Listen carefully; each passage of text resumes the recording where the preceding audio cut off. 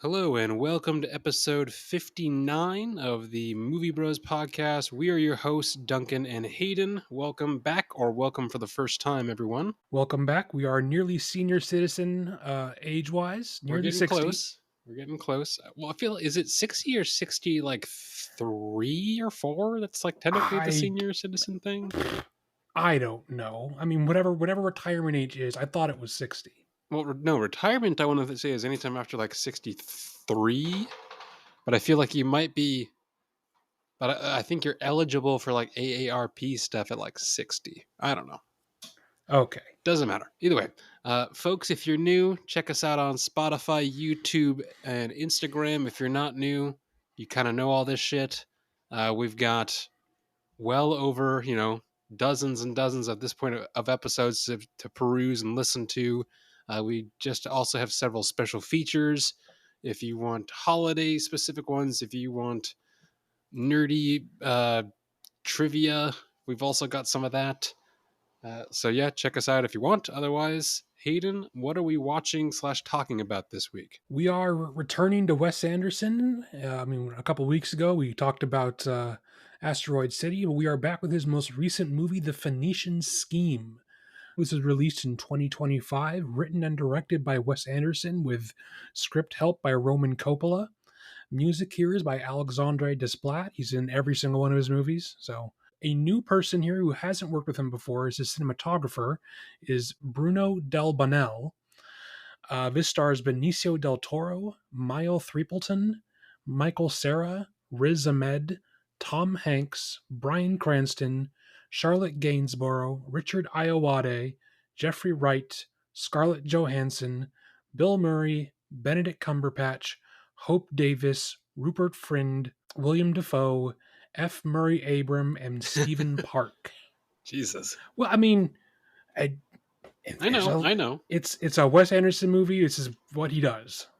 Although, to be fair, there's actually a few people missing from this that are usually in his stuff. Yeah, actually, I was thinking about it. Like, if you put I think French Dispatch had way more people in it. Sure.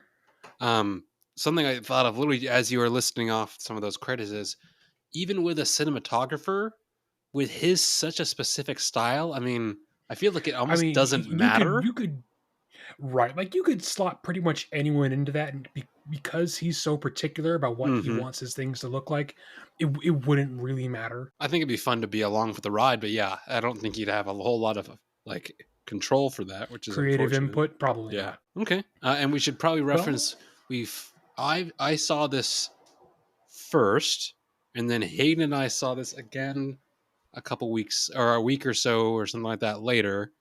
And then I think we both have rewatched it again for note taking. Yes. So Hayden, this is watch number 2. I've now seen this 3 times, which I'm kind of surprised at, to be honest. But I will say, there are some things that I didn't really like pick up until the third watch. My opinion definitely changed on a second watch for me. So I remember my opinion changing from first to second for sure. Well, speaking of, should we start with ratings, or do we want to leave those towards the end? Let's leave those towards the end. I think we did ratings first last time for... What did we just talk about? Sinners. Sinners, thank you. Well, no, because we left ratings at the end of Sinners. Didn't we? You sure? I feel like we said it at the beginning. It does. It literally does not matter. It really does not matter, no. Fine, we'll do it at the end. So, thoughts? I like it. I mean... I don't love it. I certainly feel liked the same it way. More on a second watch. And I mean, I got more out of the second watch because at least I understood more of what was happening. Absolutely. And then by the third watch, because I actually knew what was happening, I could actually I don't know. I feel like there's so much like the underlying theme, at least I think for this one that I felt and saw personally, was like so much of his the main guy who is Saza Zorka, whatever it is. I can't remember his name, but I mean, the names in this movie are so ridiculous. I just refer to them by their actors' names. Yes. I don't remember who they are. So much of this is about his like lone wolf, toxic masculinity. Like, you're not allowed to be afraid of anything. Like, I didn't pick up how much it's him, like, and then the few points where actually his plan moves forward is when he has these sudden little moments of like vulnerability about, oh, in the past, like That's true. those are the only times that things actually work for him. Otherwise, they're always like, oh, he's just like kind of cold hearted. I don't belong to any country. I don't need citizenship. Like, I can't die. All this. So it just, I didn't really pick up how much that was hammered home. And like towards the beginning, he's like, Sure. oh, none of you boys are allowed to have any more than two friends. And then by the end, like, and they don't eat together. And then by the end, Well, well, there is actual, like, you can see there is some change in him, which I think is good. But yeah. the main thing through all three watches, and I saw this basically from the first watch, from maybe even the first scene, because there's a death at the beginning that's pretty jarring Oh yeah. for a I mean, Wes Anderson movie. well, right. And I was gonna say, like, I mean, even you've seen Wes Anderson movies before. Like, there's like cartoony, like ironic violence sometimes. No, but this movie is like Not the case in kind this. of legit violent. Um, this one, and I think you and I have both referenced this to each other multiple times. It just doesn't have the warmth, No. both tonally, music, I mean, everything. So so on my second time through, like halfway through my rewatch of it, I decided to start playing the music from Moonrise Kingdom out of my phone while Oh, I was um hmm. Phoenician Yeah, Scheme yeah, on the yeah. thing. It made it a million times better. All of a sudden, all these scenes had more life to them. They felt more, for lack of a better term, quirky and Wes Anderson-y. Like, This it was a made little it too sterile. so much better. That's like my number one complaint about it is that, you know, the characters are interesting again. There's actually a plot going on because that's what both of us kind of came to the conclusion of. That was the problem with Asteroid City, is that you have all these interesting characters and then nothing happens. Hmm. There's finally something happening in this one. There's lots of complex things going on, but the music is so almost non-existent. It feels I was just saying that it's not even just the music that feels lifeless. It's, I mean, the color palette, that just everything. There's a few scenes where it felt okay, like his what's it called? His airplane on the inside, the wheat field, yeah. the tunnel, sure, but like a lot of the buildings they were in, like his main house, like some of it had cool patterning on the floors and such, but like that big main room that where he meets his daughter and they spend a fair amount of time at the beginning and at the end for her, like it's pretty fucking bleak. See, I that didn't bother me. I mean, I get what you're coming with that, but that didn't bother me as much. I think it was just, for me, it was just a big thing of the music and the way in which a lot of the conversations go is that, they feel very like monotone sometimes in this, which is not always the case in Wes Anderson Mm-hmm. stuff. I agree. They were very monotoned. I do like that uh Al Thurplehorn's character. I'm not gonna remember her name at this point, but I Can't like that remember. I had never seen her before in anything else. I like that she was essentially a brand new face because then, oh, she is that character. I don't have to think of her as, oh, Mm-hmm. that's not So and so. whatever his name was. That's Michael Sarah. No, no, I like that I could just see Bjorn? her as well for about 2/3 of the movie. Yes. Yes. Which I both like that he was a double agent, and it was funny that he just fucked up his hair, popped his collar, and went into normal Michael Cera voice.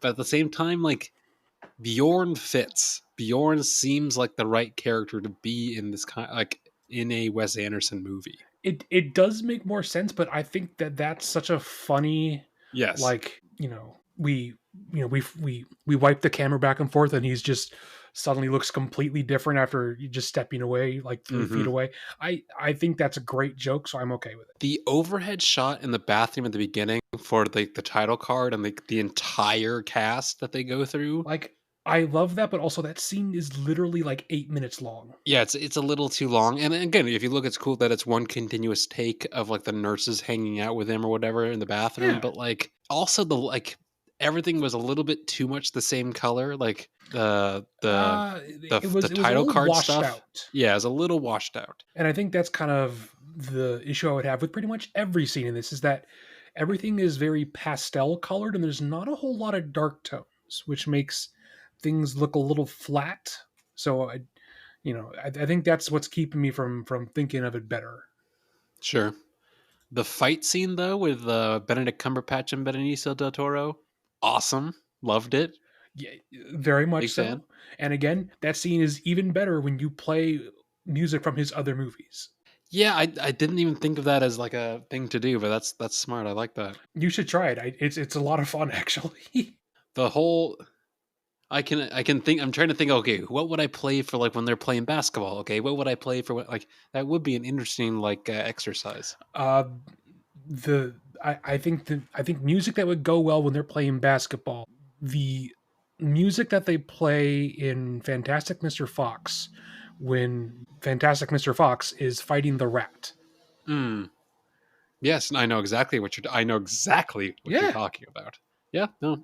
And also why okay, I feel like some of this movie I feel like the reason why I told you at one point it felt a little AI to me because some parts were like, oh, it's this way, not for anything that helps the story. It's strictly because it's what like makes the most Wes Anderson sense. Like, oh, why is Bryan Cranston holding a like a Hershey's bar on the train? Like he doesn't need like there's no point to that. Well, I don't know. There's little things like that where I'm just like, I feel like this is like what if someone's like, oh, they let's make a Wes Anderson movie, and you put in like, oh, here's the prompts and here's the things to pull from. They could have made I this. mean, maybe, but also that's all of his movies. I'm not sure if it's a valid criticism. I don't know. I That's feel like a lot of his that'd be stuff like has saying purpose, and this felt like there's a couple things throughout where I don't know if it had purpose. I would actually counter that by saying that all of the things that aren't immediately purposeful make me want to watch a sequel where we explore more of the universe that this takes place in because it's not like the Wes Anderson movies are like all connected or whatever. Like True. this is definitely in the whimsical organized crime universe. I would absolutely like to see these characters come back and we could find out more of what's going on. I did love the jazz club that they get shot up in. Oh yeah. The just I don't know the style in that was really cool. I would love to be an extra there. But also again, he gets shot and they like show someone pulling a bullet out of his stomach. Like this Oh yeah. again, it's all Wes Anderson, but like this is pretty like you feel like oh if you put this next to obviously stuff from like 15 years ago, he is he this is like an adult Wes Anderson. If otherwise you were like oh this is much more of a I mean, younger, more fun. comparatively. Yeah, that's what I'm saying. Yeah. You could even look at the part where they are meeting Riz Ahmed in the desert, and there's snipers shooting their driver. True. What did you think of the black and white? He's going to heaven. He might not be going to heaven stuff. I still didn't love that, but I liked it more than the esoteric weird bullshit he pulled in Asteroid Asteroid City. City. Yes. Because in this, it I understand what they're doing. It's he's died again. He's being judged for his past actions. Mm-hmm. People No, from his it past are at sitting least makes there. sense. Right. Like I know why this is. Like in the other one, it would just cut to random Mm-hmm. nonsense and Yes. it didn't seem to have anything to do with the plot. I'm okay with it here. There was a few bits of this when they were like when it's him and his daughter and Bjorn and they just crashed and they're sitting in the crashed plane on the ground. Um, it almost felt like it could have been a stage play because just how the acting and how like Sure. the delivery was, and it already felt better as a stage play than parts of Asteroid City was, which actually was a stage play. I hadn't thought about that, but I do agree. I think that makes more. I mean, you can more easily adapt Phoenician Scheme into a stage play than the one that is Mm-hmm. like supposed to be meta, be taking place in a stage play. Yeah, and that's where like part of this I very much appreciate because it's at least back to the like linear storytelling of like you're trying to get from point A to point B. At least that makes sense. Yes, there's some like the point A is like, hey, we're trying to do this last project of his, and he might die soon. Point B is he's completed the project, and yes, it's complicated to get between those two things, but at least Yeah. it's A to B. It's not, at least it's not, yeah, some meta bullshit. So I do appreciate that for sure. Well, so I actually have an issue with the Phoenician scheme as the actual scheme that he wants to pull off, is in that we don't know what it is throughout the entire movie. Like, they even bring out this big diorama thing at the end, and on two rewatches, I still don't understand what it is. Like, I Yeah, get that maybe we're not supposed to, I think we're not and and supposed to.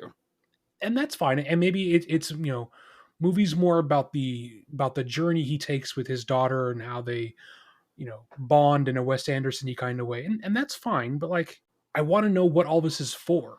I get that we're trying to either come to agreements with or scam other parties out of money to pay for it, but I want to know what it is. So I was a little disappointed that that never happens. Yeah.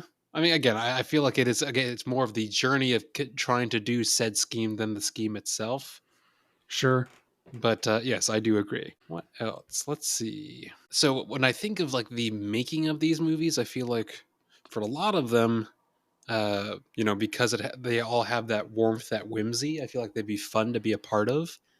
I did have the thought, I was like, I don't know if I would have had, like, if you were one of the cast, would this be fun to do?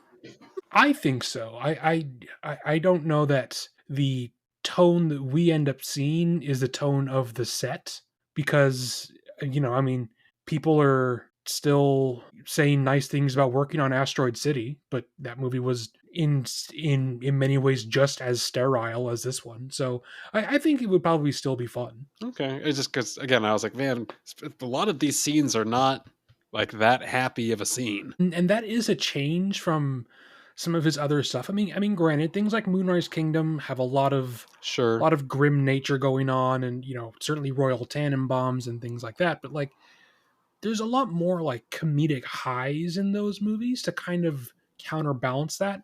This one wants you to take everything seriously the whole way through. Mm-hmm. Agreed. Who do you identify most with? I don't know who to What is identify it most like? If you're with. like, oh, that's me. Are you Tom Hanks? Are you Riz Ahmed? Are you Scarlett Johansson? So some of the issue with this, and I think it's present in lots of Wes Anderson, but it's definitely an issue in this, is that there are so many characters going on that none of them are developed all that deeply outside of your main two or three people. Well, sure. Like I So even think of, yeah, like Fantastic Mr. Fox. Yeah, there's like three main characters, and everyone else, like, yeah, might get moments, but so the question really becomes: do you identify with Benicio del Toro, Michael Cera, or Mile Threepleton? And I don't know that I see myself in any one of them. yeah, me neither. Maybe Bjorn. I don't know. Maybe I'd have to watch it for a third time. I don't know.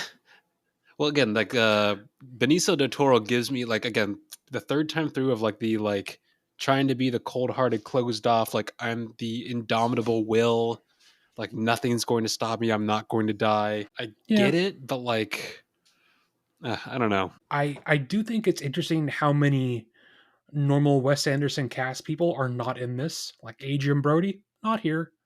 That's true. Uh, Jason Schwartzman never shows up. Are you sure he's not in this? Um, I could have sworn I thought I remember him in there somewhere. I don't think so. Uh oh, yep. It's Tilda Yeah, Swinton. yeah. So Tilda Swinton's not here. That's true. I completely forgot my train of thought. I don't remember either. But yeah, I think it's interesting that he went with maybe not altogether new people, but a lot of people he hasn't used before in main roles. Agreed. Like, I think this is the first time Riz Ahmed has showed up. He was in. I feel like Riz Ahmed was in. One second. I feel like Riz Ahmed was in one other, but I can't think of it. One second. Okay. Let's see. Let me search. Maybe not. Okay, never Yeah, mind. I I guess he think was. it's just this. Hmm. Well, yeah. Then I'm glad he's sort of branching out, but also using some old people.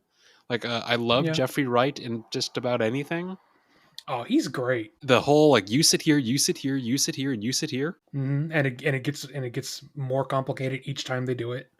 Yes. I did think it was funny that pretty much every installment, if you will, of them trying to find people More to money. pay for it, they Mm-hmm. they, they would essentially say, "Hey, we want this. No, we don't want to do that. And then they do some kind of Yes. wacky thing, and then it happens. I I've watched it now twice. I still don't understand what his relation to Scarlett Johansson is. Are So they that's related? they are. That's his. I want to say he's either first or second cousin. But then they do get married for legal reasons.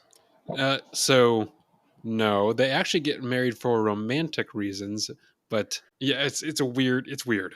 Let's just say Okay. that. So, outside of the music, if you could only change one thing about this to make it better, what would you do? Besides the music, um, I would probably rewrite some of the story to have some more like fun pops to it. Not like gags or like laugh tracks per se, but like not have the Sure. story be so consistently heavy. I don't know what that would. I don't know how I would do that, but I would.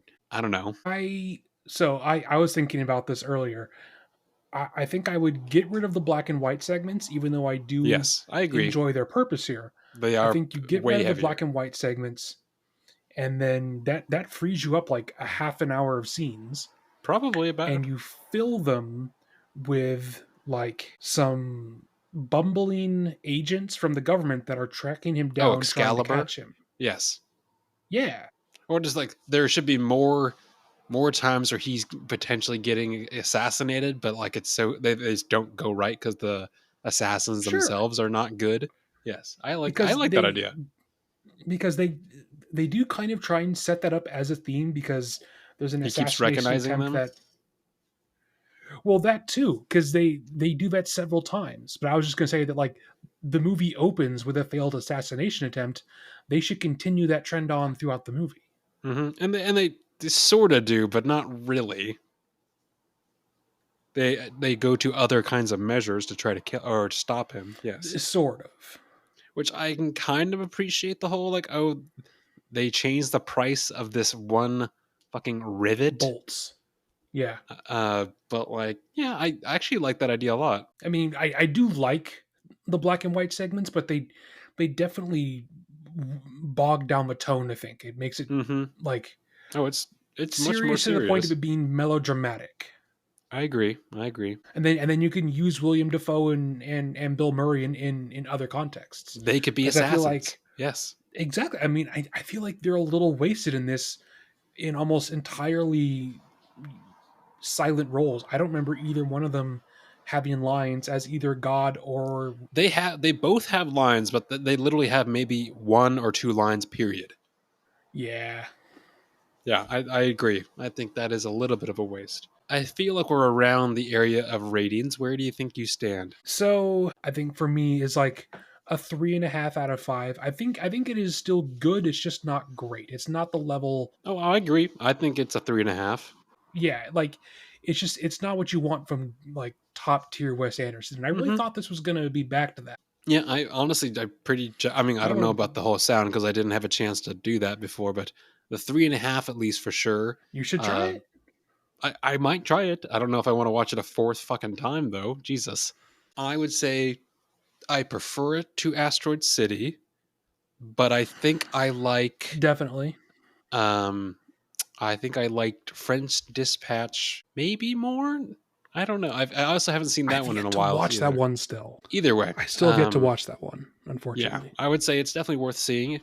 So yes, you should watch that if you can at some point. But Yeah. okay. And does it bucket? How would we bucket?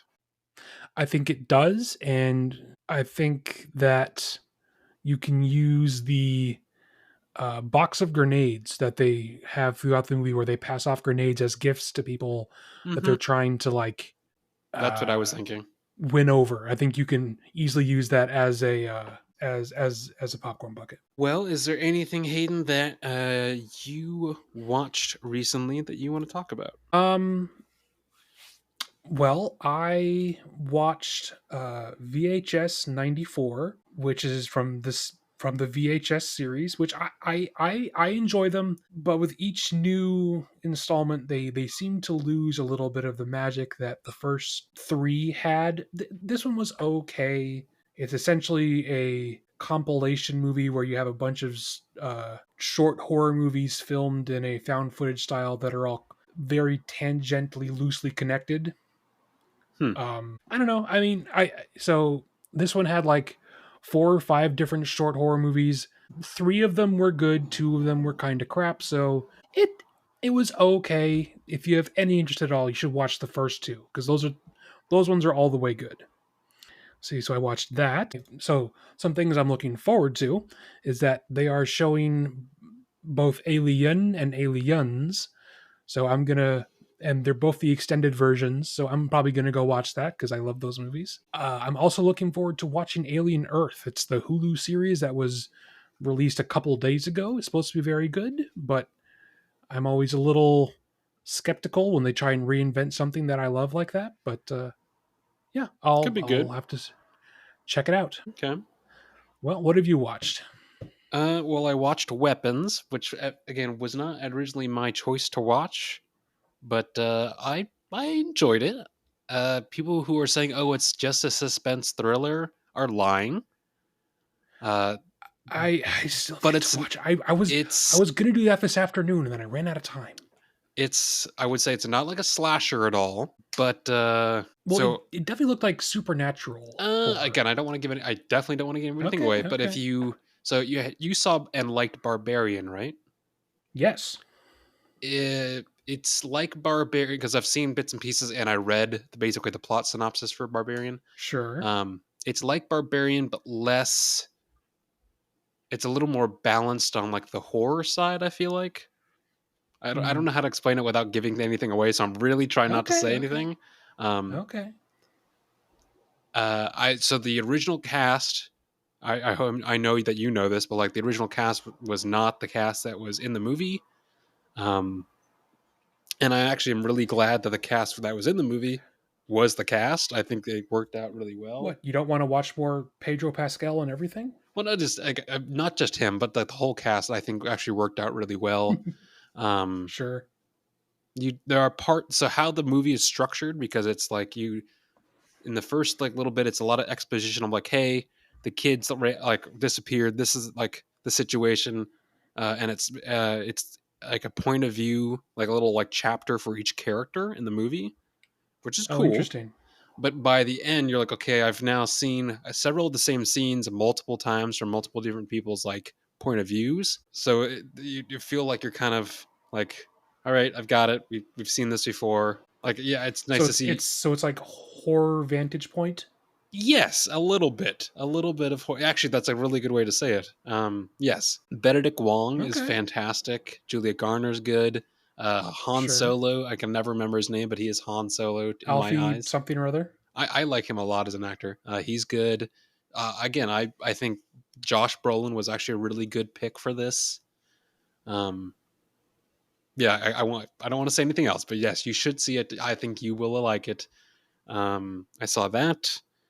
I watched. So I saw Weapons in theaters. I watched Bottle Shock. This is a 2008. It's got a weirdly like for the time. It's kind of a stacked cast of Alan Rickman, Chris Pine, Bill Pullman, uh, Dennis Farina. You'd probably recognize from like Goodfellas. Uh, Sure. it's all about winemaking in California. It's just an oddball kind of movie. I can clearly see why this ended up on Tubi and not somewhere else. To be honest, it was Oh, fun. I just googled it. Yeah, it was okay. Like if you want to put something on and like this seems like an afternoon weekend watch. I think that might be a good way for me to start thinking about movies based on how the vibe of this movie. Is this like a, oh, you should go see this on a Friday night, or is this like a Monday morning? Like what? That's I think how I'm gonna like describe these movies. But and then Okay. I rewatched Bottle Rocket. So this is the first Wes Anderson feature, and you can clearly see like eventually he's going like he's you can see style and like personality in his direction, but it definitely feels like a first feature film. Um, Hmm. it's got both of the Wilson brothers, and those are kind of the only people in this that are of any kind of name. any kind of anything. James Caan, the dad from Elf. I mean, uh, Rollerball. I mean, Hmm. he's in this for like 20 minutes, which is so weird to be like this like random like first time directing film, and they have James Caan, which is kind of an odd. I don't know. Uh, so I would give that a very solid like 3.5 out of 5. And then for some reason, I've been wanting to rewatch the Benedict Cumberbatch Sherlock Holmes shorts, like the episodes, whatever you want to call them, because even though each episode is like an hour and a half, so it's basically a bunch of movies. But so I watched A Study in Pink, The Blind Banker, Sure. and The Great Game, which is where they really introduce Jim Moriarty, which is Andrew Scott. And I, as an actor, I like him a lot. He Yeah, did so do I. He's done Fleabag. He did this. He's done. I mean, he's becoming more and more mainstream. But this is when he and Benedict Cumberbatch and Martin Freeman are all much younger. And yeah, Yes. very fun. Very very fun. I just I used to really really love that show, but then as it went on, it got more and more like Well, of course, that's what with many shows. They're going to get more silly, I hokey. guess. Yeah. And like there are some bits even now. I'm watching those first 3 episodes. I'm like, okay, some of this ages well, some of this doesn't. I can clearly see like if I saw this for the first time, I'm sure I would have loved this. But like looking back, I'm like, okay, like it's all right. I got Mhm. it. It's cool. Yeah, and that's kind of all I've watched. What I'm going or looking forward to, actually, the more trailers and stuff I see for it, Caught Stealing by Aronofsky Yeah. looks like a lot of fun, actually, which I'm I'm hesitantly wondering interested in. where the Aronofsky part's going to come in That's the because part he that doesn't doesn't make sense to me because like I feel what like part are they not showing us in the trailer? it gives off way more like Guy Ritchie vibes than anything else. Absolutely, and that is not the kind of movie that Darren Aronofsky makes. Exactly. Um. Yeah, seen Fantastic Four this weekend, but I'm not that. I don't know. I'm seeing it for like sure that sounds like a lot of fun, but at the same time I'm like I wouldn't need to like I don't have to Well, I don't have to say, I don't know. I have very like I'm in the middle. People that say that superhero burnout isn't real, I think it is. which is weird to think about because there's definitely less superhero movies coming out, but we've now had so many good ones.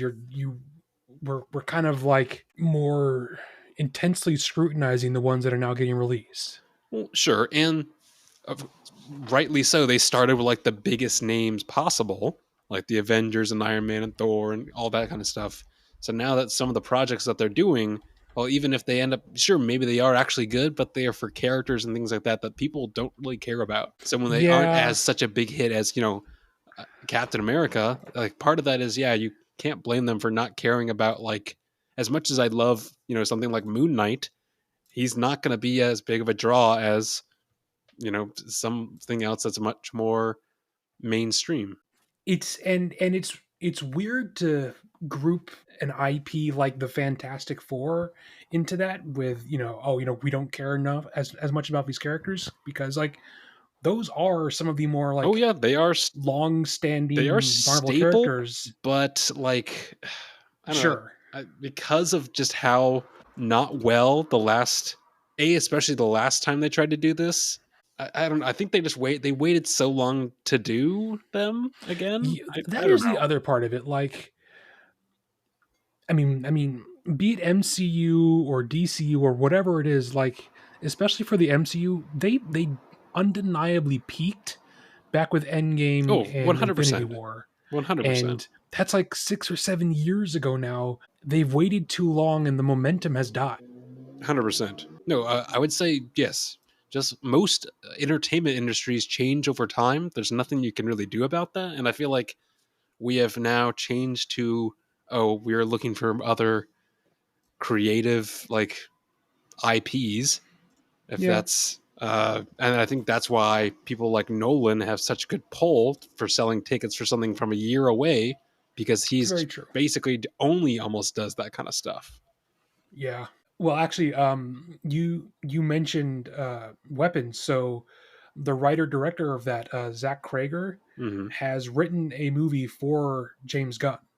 I thought I saw that as well. Yeah, he said. Yeah, I do remember reading that, which could be interesting. He's written a movie called Henchman, Hmm. which Oh, that is could be fun. which is like from the perspective of a henchman for hire Sure. working with different Batman villains, Hmm. They which they could be did. fun. They actually did that in I want to say it was the Harley Quinn show, which I only saw a couple episodes and I was like, I'm kind of good with this, but Oh, the animated one? yeah. Yeah, I'm good. Either way, yes, I think that could be. So yes, I don't think it's a genre that we should 100% swear away from, but like, But I think the industry in general is kind of moving away from it. well, just like the era of the whole like Will Ferrell comedy is gone. We're not gone, but like we Pretty just much. it's not predominant. Or like the '90s rom coms are gone, or at least not predominant.